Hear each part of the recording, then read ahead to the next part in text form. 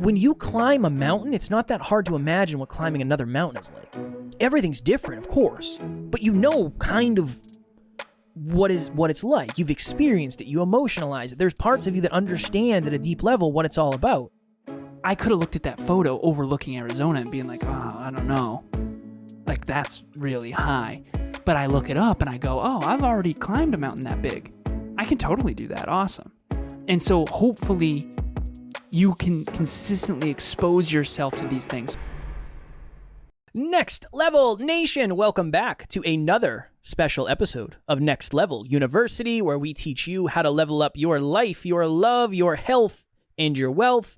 We hope you enjoyed our latest episode. It was episode number 1378. You don't want to be the best person in the room. We went very deep on standards. Today, for episode number 1379, happy Monday. Are you using your imagination to your advantage? As I mentioned in the previous episode, one of my favorite quotes is, your reality becomes the parts of your imagination that you hold on to and pour into the longest. But how does it happen where people end up with a reality that they do not desire? I believe it's because they're imagining a negative outcome. I've been thinking of this for this episode in a nutshell, but just the thought behind it, where we all know somebody who is always thinking about the worst case scenario. They're thinking about what could possibly go wrong. They're thinking about all the things that could go wrong, and they kind of live their life that way. And then maybe you lose touch with this person, or maybe you're not friends with them anymore, or whatever it is, they exit your life. And when you check in on them, you say, oh, interesting. That really sucks for that person that they're where they are today. I wonder if that's one of the reasons why. I did a post very early in the hyperconscious days where I said, if you put as much conscious effort into solving your problems as you did that you used posting your problems on social media, if you just took the effort that it took to post about your problems on social media and put it into real life, you probably wouldn't have as many problems to post about on social media. And that kind of is this episode in a nutshell, where are you using your imagination to your advantage, or are you using your imagination to your disadvantage? So, as you know, I got a new car recently, and I don't really like talking about it that much because I don't want it to make it seem like that's why I got it, so I could talk about it. And I have a weird thing with sounding arrogant. I don't want that to be the case. But the reason I ended up getting that car is because I went to PodFest, a large podcast festival. I was on one of the panels, and the car I rented was a BMW. And I was like, oh my God, this is amazing. If only I could get one of these. Ooh. Story time. Go ahead. You and I are out in Colorado. Yeah. And we go to Hertz to get our rental car. Mm-hmm. The man behind the counter says, free upgrade, Mercedes. Yeah, of course. And then Kev and I drive to the venue, or at that point, it was hotel, motel, something like that. Yeah, we actually stayed at a hotel. We weren't even Airbnb. I remember we were driving around trying to find it for the longest time, and then we went into the wrong one. Mm-hmm. It was like 2 a.m. Yeah. It was brutal. It was. But Kevin articulated for me so eloquently. He said, this is different for me. And I remember we were going out and getting food, and you were like, this is just different. And I was like, okay, cool. Awesome. And I didn't feel very different. It was a nice car, but whatever. And I'm not trying to lessen that, but for him, that experience helped you imagine a future where you're driving a car like that. And it was a Mercedes, right? Do you remember the model or make or anything? It was a Mercedes GLE, which is it's not an SUV, but it's not a car. It's kind of their crossover. I think it's a GLE. I don't remember the numbers, but it's a GLE. Okay. Now, fast forward, and you are talking about, you bought that little car, the miniature car in your background. Mm-hmm. And Kevin was joking and bragging. He's like, I bought my dream car. And then he said, here it is right here on YouTube. It's like a little model. And then you rented a car, a Mercedes, and you went to the drive-in, which you imagined yourself in a car like that again with Tarryn. For Tarryn's birthday. Mm-hmm. And you talked about the story about how people were like, dude, nice car. And you were like, it's not mine. It's a rental. And you hated that. So what you're really doing is imagining your future. And then you got some pain of like, it's not mine. And all of this, and then fast forward, Kevin and I are talking about this, and I said, brother, if we were to get like 5 or 10 more clients, like we could afford that. We can achieve that dream if you're game. And so we go get 10 more clients and let's do this thing. And fast forward, business expenses increased, so it ended up being more than 10 clients. But I remember you were ignited. I mean, you were going. You were killing it. And I remember thinking to myself, like, okay, that's what we got to do. I pulled the right lever as a leader. And so we're growing. Awesome. And you ended up getting a car actually better than the ones you rented. Mm-hmm. Is that fair? Mm-hmm. And the philosophical question for our listeners is, would you have manifested, for lack of better phrasing, the outcomes necessary to get that BMW if you didn't have all of those experiences and imagine it in advance? No. And so the question becomes, and I have this other quick story I want to share. We have a team member who had a vision board of having a villa overlooking the ocean in Spain. And I remember having conversations. The cool thing about being a coach is you have the conversation and then you witness it happen months, sometimes years later. I can trace a lot of people's dreams that they accomplish and things they accomplish back to a conversation I've had with them. Mm. I have one client who started a business that made $450,000 in a given week. And I remember talking to him about that 2 years prior. And that's why it's so fascinating. It's like you're imagining things long before they come true. I think that's why it's so tricky. Yeah. I remember I was imagining being a men's physique fitness model when I was 220 pounds and I looked nothing like a fitness model.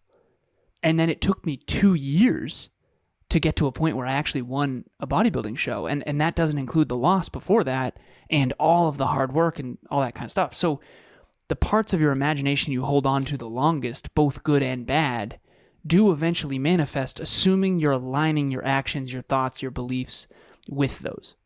They kind of have to. Because at some point, you're just going to let it leave your imagination if you don't think about it anymore. So it's almost like, just as an example, if somebody's out there right now and they're saying, I imagine my dream partner, it's going to be really hard for you to settle for somebody if you're continuing to imagine that person. It's always there in your brain. It won't allow you to make a different decision in a way. It's always there. I remember telling you, I know it looks like I'm driving a certain car, but in my mind, I'm not. I'm driving something else. It's already done in my mind. Like, my imagination is very vivid where I can imagine what it's like to drive the car, especially now that I've driven the car. That doubles the imagination because now you're not imagining it.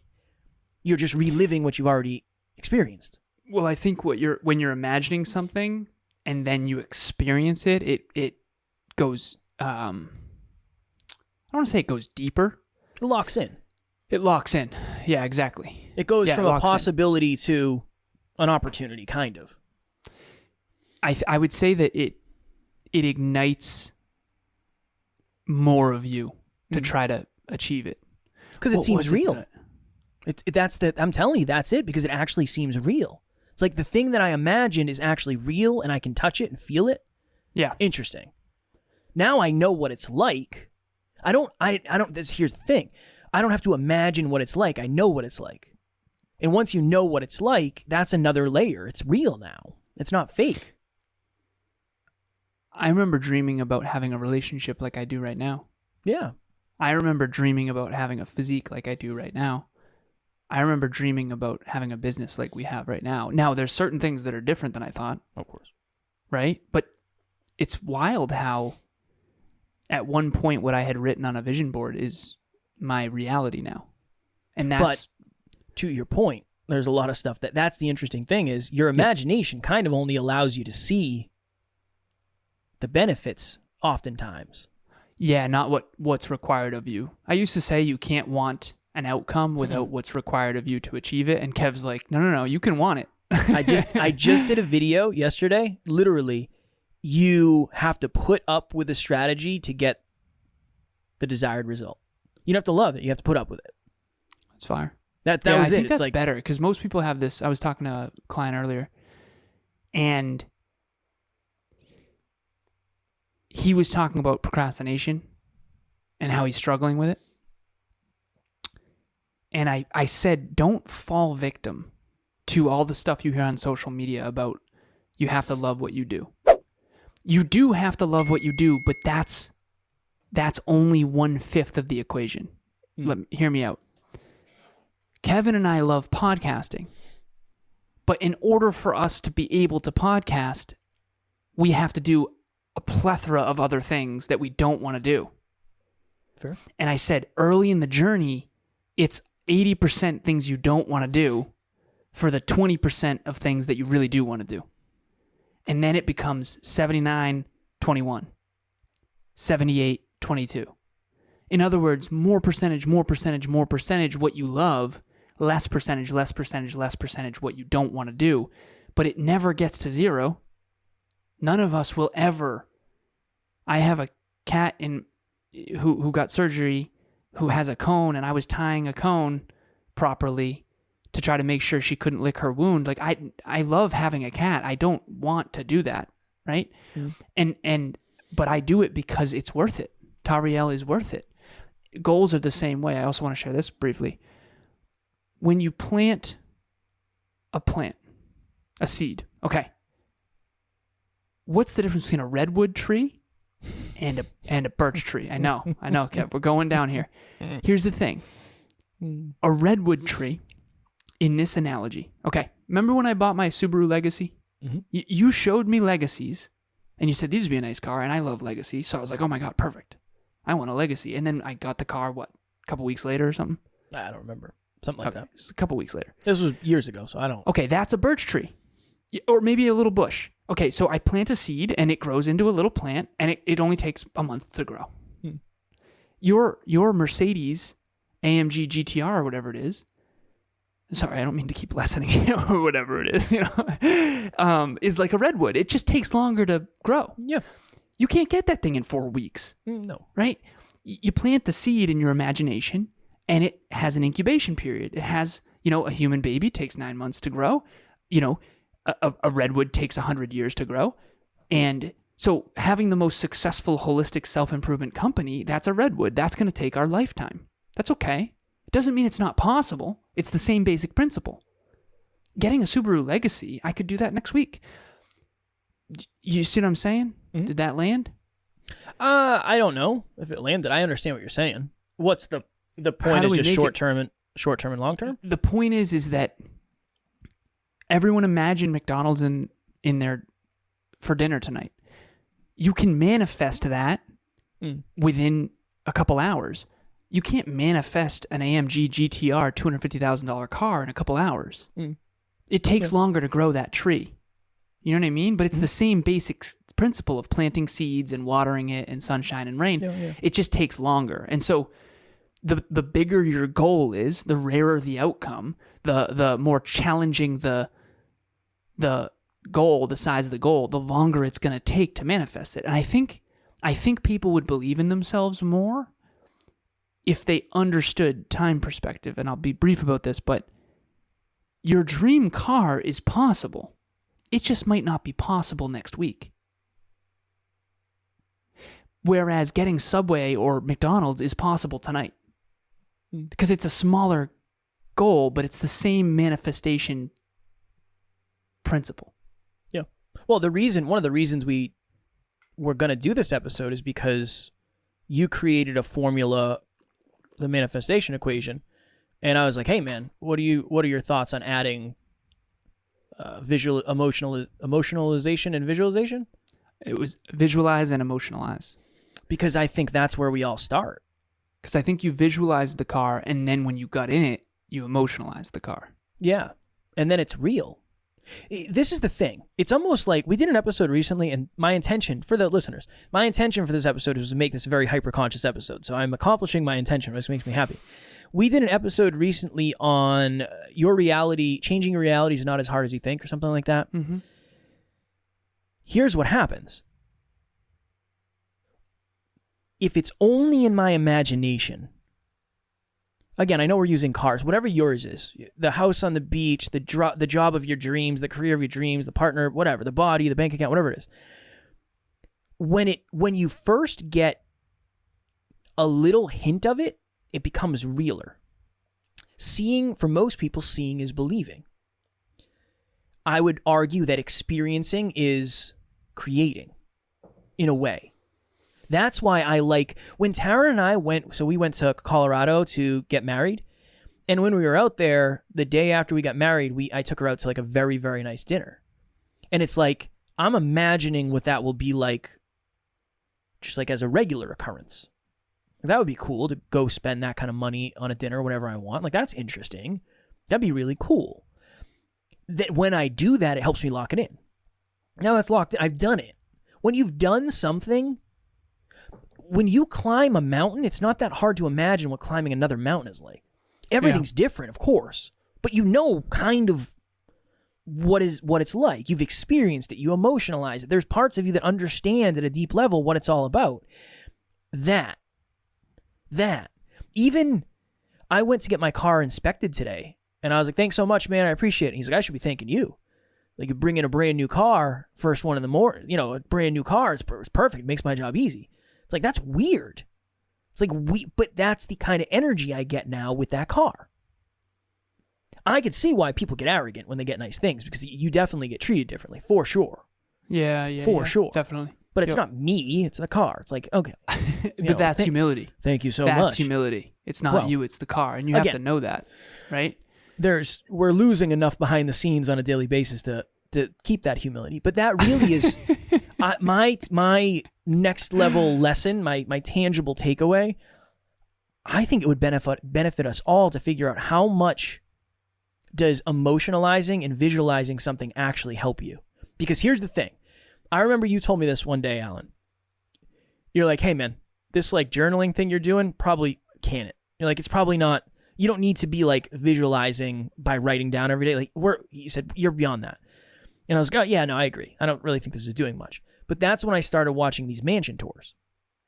And for me, it's just like it unlocks a piece of me that is, these are all possibilities. These are all possibilities that I didn't really believe were possibilities until I exposed myself to them more and more. The more you surround yourself with something, the more it becomes you, and the more you become it. The more you surround yourself with something, the more possible it becomes.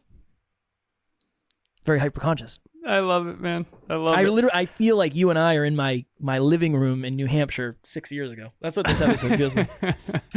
I remember walking into that living room, and to my left was Nutella on the table. I'm kidding.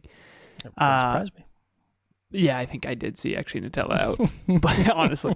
And then there was a cork board with a little piece of paper and a tack in it that said $70 million. That was my goal. That was your goal. Kevin's vision board was basically blank pieces of paper. Blank pieces of paper on a cork board with what looked like was drawn in crayon. A couple of numbers. No, it was awesome. Hi there. This is Dr. Tarryn McCarthy, and I am the host of the Business of Happiness podcast, which would not be in existence were it not for the one and only Kevin Palmieri. He helped me put it together with his great expertise, and every week his whole team works tirelessly to get these podcasts uploaded to Buzzsprout and to deliver my content to my audience. I am so grateful. I couldn't say enough about him. Please, if this is something you're considering, I highly recommend him. What I want to share with everyone, I had a client who reached out to me recently, and he said he was at the top of a mountain. I think he was in Arizona. Yeah, Arizona. And it was a picture of him on the top of the mountain, and I forget the name of the mountain, but this is to your point about once you experience something, now you have like a better understanding of it all and how to do it. And he was like, thank you so much. And it was a very kind message. I'm probably messing it up, but it was something along the lines of like, I never would have been able to do this prior to coaching with you. And I was like, holy crap, awesome. I didn't realize I had that big of an impact on fitness. I knew I've had a big impact, but fitness-wise, that's awesome. And so anyways, I love messages like that. And then I remember thinking, like, Emilia and I climb mountains pretty regularly now. Regularly. We've climbed 5 mountains. And now we're mountain climbers, right? And I remember thinking, like, I wonder. So I looked it up. I forget the name of the mountain, but I looked it up. 2,700 feet. And I was like, oh, no problem. Awesome. But that's because I just did one that was 32. Right? And so once you experience these things, they become less daunting. That's my point. I could have looked at that photo overlooking Arizona and being like, oh, I don't know. Like, that's really high. But I look it up and I go, oh, I've already climbed a mountain that big. Right. I can totally do that. Awesome. And so hopefully you can consistently expose yourself to these things. So maybe your dream car is $100,000. Maybe rent one that's $30,000 or something or whatever. If that's going to help, I don't know if I am the person to talk to about emotionalize and visualize, because I always get what I call impressions. All of a sudden I'll be folding laundry and I'll just see myself at 40 and I'll just see myself at 50. I'll see myself at 60. I don't know where that comes from. It's not like I can visually see exactly what I look like, but I get this feeling of like, oh yeah, that's going to be awesome. Cool. That's fascinating. And I don't know if the vision piece has ever been a big challenge. And I want to bring the listeners behind the scenes. One of the reasons I think vision did come naturally is because I had a lot of traumas in my childhood. And I think the only way to escape the trauma was to go into the future. For me, that, like, when the past is painful and the present is painful, I think the mind goes into the future. And that's at least an explanation that I think lands for me. And so maybe you're out there and that resonates. But for me, I think I always was living more in the future because my past and my present had a lot of pain. And so I think I was just practicing that from a young age, not realizing that was different. And I since have some clients that are visionaries that very much have similar experiences. But if that doesn't come naturally, if you're not getting impressions and you're not future oriented, and that's okay, but practice it for sure, particularly the visualization. That's why you came up with it. I had a whole equation for manifestation, but you were like, where's the visualization, emotionalization? Yeah. And you came up with that one. There's 10 steps in this, and we'll put it in the show notes. We'll put a link in the show notes to the asset. It's a pretty intense asset, so if you have any questions, let me know. But Kevin's the one who came up with step 2, which is visualize and emotionalize. I have a thought right now. What I would like to do at some point in our career, and most likely this will be a me thing more than you, I would love to host a free retreat for the NLU community where we rent out like a mansion compound, and we're going to lose money on this, but I think it would be worth it for the experience for the guests. And we maybe fly people out. I don't know. I would love to know somebody's belief in themselves before they attend versus after. I think it does something. I really, really, really think it does something. Now, obviously, you have to believe that you're capable of achieving a result similar, and you can't get an ego on it. It's like, oh, these people flew me out, and like, because that throws it off. But I don't know. I really do. We did an episode recently on seeing is believing. Like, how do you see it in advance? I think this is how you rent it. One of the best things I ever did was rent that car for Tarryn's birthday. That changed me. It changed me. Well, you got to trust that intuition then. Yeah, it changed me. That's never landed for me, but I do see how that could be powerful. I think it's an emotionally driven thing. I mean, just like when you went to the Brendan Burchard event, you came back different. I'm sorry. Yeah, I had to. So much, in fact, that I was like, I was deeply insecure. I was a little bit of a dingo. I was a little bit of a dingo. But if you're an emotionally driven human, you're already emotionalizing. How can we take that to a positive? Because I'm an emotionally driven human. For me, experiences change me. Yeah. Like my wife and I going to Belgium, one of the reasons, we were having conversations of where to go. I was like, Europe will change me more than Hawaii or something. I will identify as a different human. That's almost kind of what it is. It's like, yeah, the more stamps on your passport you get, the more traveled you are, quote unquote. the more experiences you have, the more you believe in the experiences that you want to create, I think. So, Fair. Very hyper-conscious episode. We did it. And then the question becomes, why is it that certain people don't seem to need that?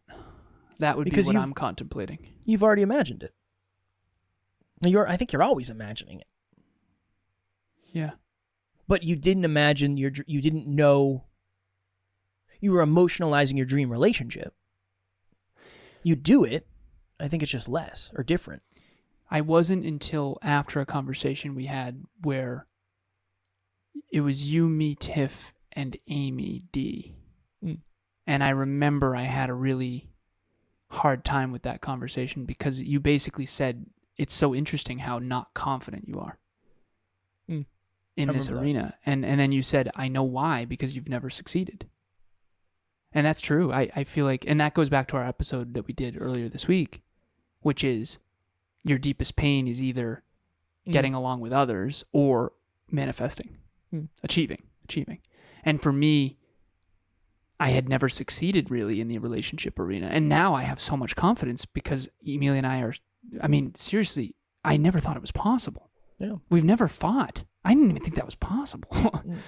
And that's more because of her than me, quite frankly. She's more emotionally regulated than I am. There have been a few times where I was close. But I didn't even think that was humanly possible. So of course I didn't. Oh. That's why people don't, because they don't think it's possible? Possible for them. Can you visualize something that you don't think is possible? Not clearly, I don't think. Because I couldn't imagine this. I never imagined this. This is beyond my imagination, genuinely. Is that how you feel with this life? With this life? Yeah, probably. Not to...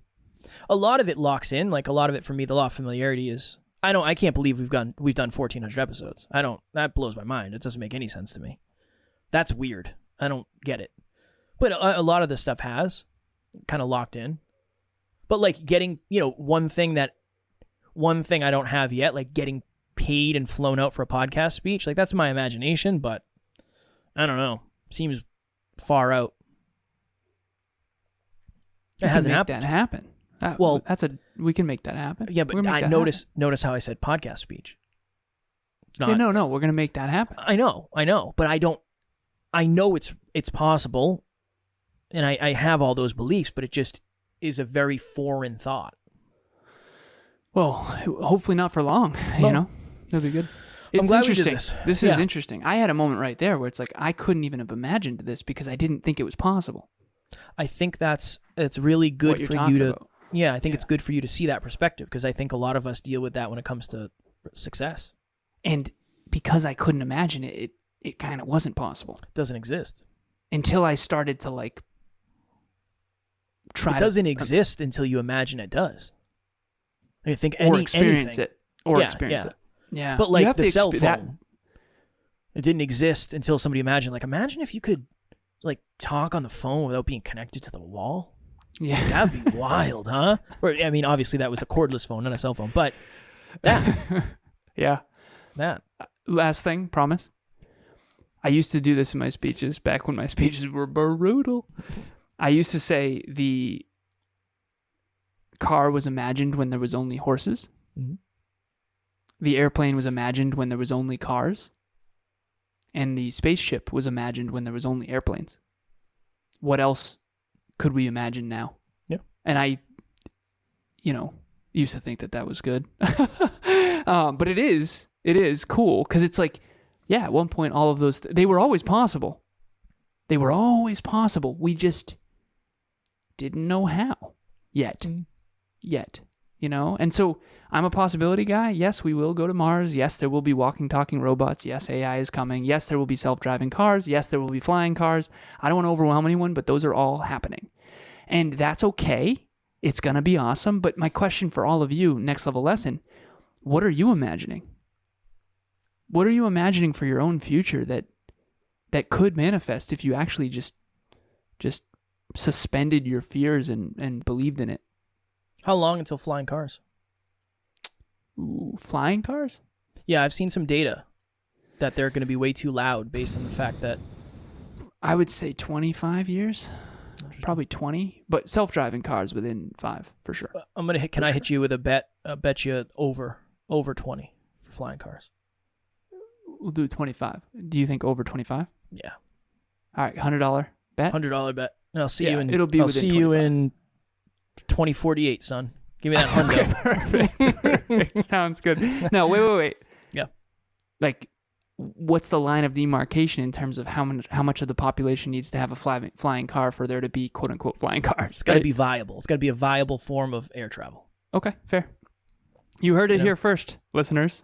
Hundo. If I win the hundo, 25 years, I'll donate it to Next Level Hope Foundation. It'll happen within 25 for sure. Because in 25 years, we're gonna have to be pumping a lot of money into our charity foundation. Of course. So that hundo will go directly there. Okay. Of course. Next Level Nation, thank you for sitting with us through this hyperconscious episode. I'm glad it was hyperconscious because that was the intention.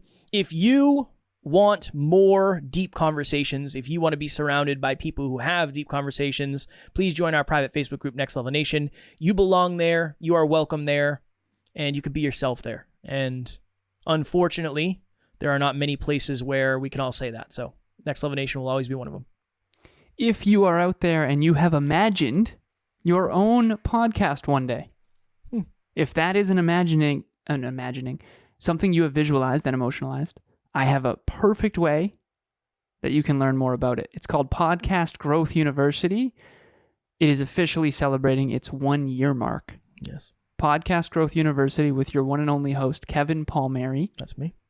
Has done 52 episodes in a row, a full year of episodes. So this is a 1-year anniversary. We also have a podcast production agency called Next Level Podcast Solutions that you hear about all the time. I am a client. Next Level Podcast Solutions produces the Conscious Couples podcast, which is my other podcast with my beautiful girlfriend, Emilia. If you want to start a podcast, you are one call with Kevin away from manifesting that. And trust me, it is probably much smaller of a mountain than you think to start. So face your fear, get it started. The best time to plant a tree is right now. 20 years ago. Yeah. The best time to plant a tree is 20 years ago. The next best time is right now. I got to make, the quote's got to be right. Somebody hears that, they're going to say, I don't know. wanted to innovate it. Alan said the best time to plant the tree is now. So he's like, well, no, 20 years ago. Well, and then technically 100 it's 4 years ago. 100 years would be the best, probably. For sure. Or something Depending like on the tree. Depending on the tree. Redwood, birch tree, you never know. Tomorrow, for episode number 1,380, for some reason I was looking right at it, but I couldn't figure it out. Are your weaknesses getting weaker? I am very excited and intrigued to do an episode on that. We are going to talk about the stuff that you're naturally drawn to is usually the stuff you get really good at, but when you get good at it, you usually don't work on the stuff that you need to strengthen. So we're going to dive into that tomorrow. As always, we love you. We appreciate you. Grateful for each and every one of you. And at NLU, we don't have fans. We have family. We'll talk to you all tomorrow. Keep imagining. Next Level Nation.